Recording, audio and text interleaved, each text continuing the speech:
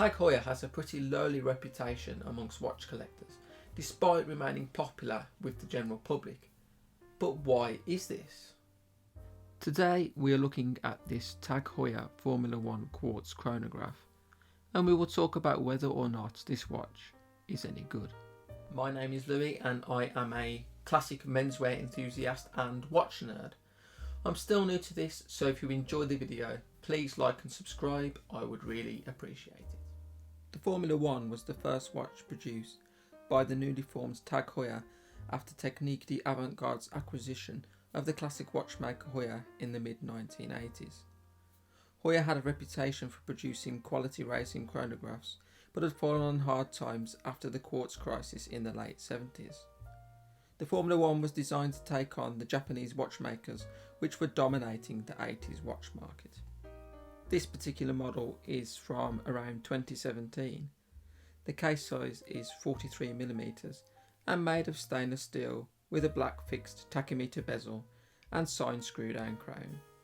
The case finish is mostly brushed but with polished sides and a mixture of polishing and brushing on the bezel.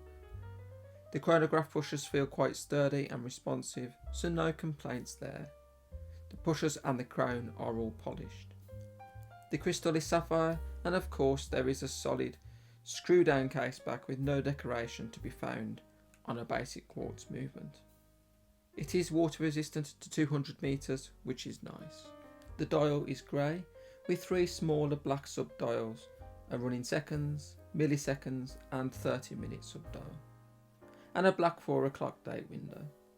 I'm not a fan of the date window being in this position, but it is compensated with the baton markers being extended at 1, 8 and 11 o'clock positions to give it a somewhat more symmetrical look. The Arabic numerals are all white with an oversized marker at the 12 o'clock.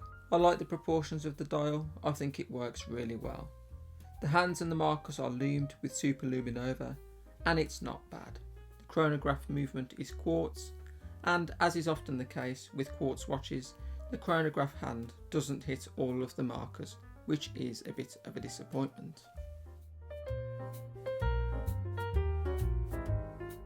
The bracelet measures 20mm and tapers slightly to 19mm and is made of a brushed stainless steel with push pins and a push button clasp. The bracelet feels nice and weighty and articulates well, but the clasp is not great, although it does have some micro adjustment.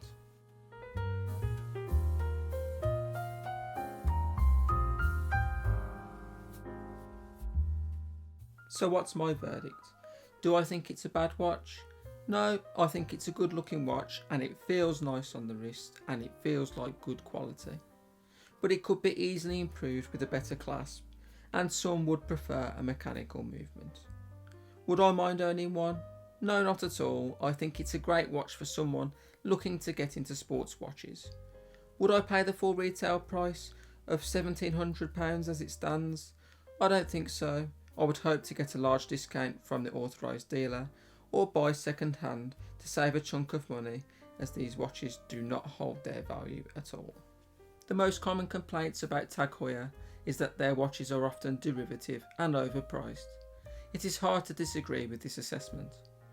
If you take their watches at face value, they make some really cool models, but most of the time there is a better alternative out there for similar money. I'm certainly not someone who cares too much about a brand though, and I would happily own a Formula 1 Golf. I think they look really cool. I think I could just about get away with one on my skinny 6-inch wrist, despite the 43mm case size, if I was going for the oversized look. If you like TAG Heuer, then get one and don't worry about what other people say. That's all I've got time for today. Thank you for watching and I hope to see you again soon. Bye now.